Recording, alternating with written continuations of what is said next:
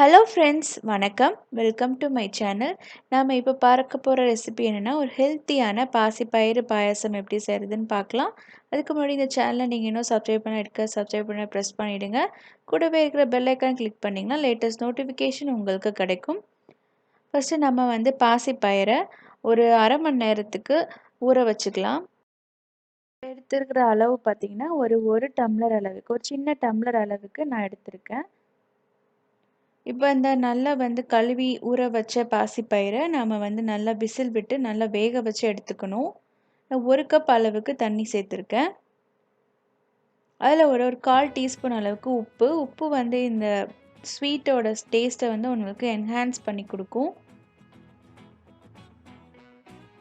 இப்போது இந்த பாசிப்பயிறு பாயாசத்துக்கு தேவையான மற்ற இன்க்ரீடியன்ட்ஸ் என்ன அப்படின்னு பார்த்துக்கலாம்.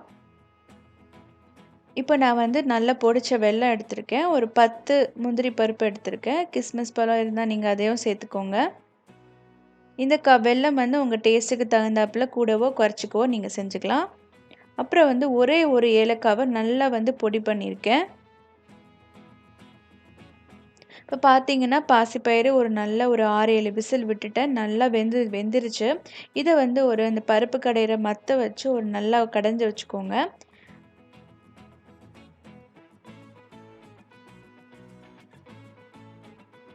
ஸோ பார்த்தீங்கன்னா நல்லா பருப்பு கடைஞ்சிருச்சு.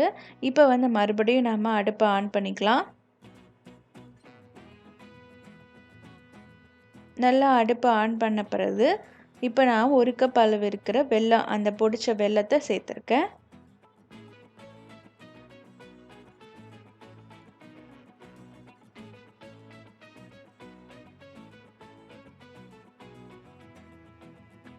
ஸோ வெல்லம் சேர்த்த பிறகு நல்லா கொதித்த பிறகு எந்த டம்ளரை நீங்கள் பாசிப்பயிறு எடுத்திங்களோ அதிலே ஒரு 1/2 கப் அளவுக்கு பால் சேர்த்துக்கோங்க. காய்ச்சாத பாலே சேர்த்துக்கலாம். ஸோ இந்த ஸ்வீட் ரொம்ப டேஸ்ட் அண்ட் ஹெல்த்தியாக இருக்கும். இப்போ அந்த பொடிச்ச ஏலக்காய் பவுடரை சேர்த்துக்கலாம். இப்போது இந்த ரெசிபிக்கு தேவையான அந்த முந்திரி பருப்பை நெய்யில் வறுத்துக்கலாம். இது ரொம்ப ஹெல்த்தியான பாயாசம், ரொம்பவே டேஸ்ட்டாக இருந்தது. நீங்கள் கண்டிப்பாக இந்த பொங்கலுக்கு ட்ரை பண்ணி பாருங்கள். உங்கள் ஃபேமிலி இருக்கிறவங்களுக்கு ரொம்ப பிடிக்கும். இந்த பாசிப்பயிரை நீங்கள் ஊற வைக்கிறதுக்கு பதிலாக நீங்கள் நல்லா பொன்னிறமாக வறுத்துக்கலாம். வறுத்தும் செய்யலாம், அதுவும் டேஸ்ட் நல்லாயிருக்கும். ஊற வைக்கிறது ஒரு ஆப்ஷனல் தான், ஒரு சீக்கிரமாக வேகிறதுக்காக. இல்லைன்னா அது ஊற வைக்கவும் தேவையில்லை. இப்போ நல்லா வறுத்தெடுத்த அந்த முந்திரி பருப்பை நாம் பாயாசத்தில் கொட்டிடலாம். ஃபைனலாக சூப்பரான பாயாசம் தயாராகிடுச்சு.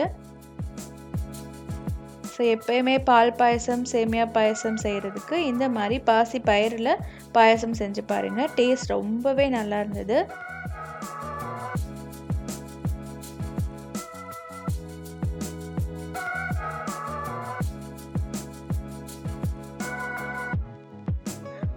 ஸோ டேஸ்டான பாயாசம் ரெடி ஆகிடுச்சு. இதை நாங்கள் டேஸ்ட் பண்ண போகிறோம். இந்த பாயாசம் உங்களுக்கு பிடிச்சிருந்ததுன்னா, இந்த பாயாசம் ரெசிபி உங்களுக்கு பிடிச்சிருந்ததுன்னா இந்த சேனலை மறக்காமல் சப்ஸ்கிரைப் பண்ணி வச்சுக்கோங்க. இது மாதிரி நிறைய யூஸ்ஃபுல்லான வீடியோஸ் நான் போஸ்ட் பண்ணியிருக்கேன். நிறைய ஸ்வீட் ரெசிபீஸ், ஸ்நாக்ஸ் ரெசிபீஸ், அதோட லிங்க்ஸை நான் டிஸ்கிரிப்ஷன் பாக்ஸில் கொடுக்குறேன். அதே மாதிரி வீடியோவில் வர அந்த கார்டு, அந்த என்ற கார்டு ஐக்கான், அதிலே நிறைய வீடியோஸ் இருக்குது. உங்களுக்கு யூஸ்ஃபுல்லான கண்டென்ட் வீடியோஸ் இருக்குது, அதையும் நீங்கள் போய் பாருங்கள். இந்த ரெசிபி உங்களுக்கு பிடிச்சிருந்துச்சுன்னா மறக்காமல் வீடியோவுக்கு ஒரு லைக் கொடுங்க, கமெண்ட் பண்ணுங்கள், உங்கள் ஃப்ரெண்ட்ஸ்க்கு ஷேர் பண்ணுங்கள். தேங்க்யூ ஃபார் வாட்சிங்.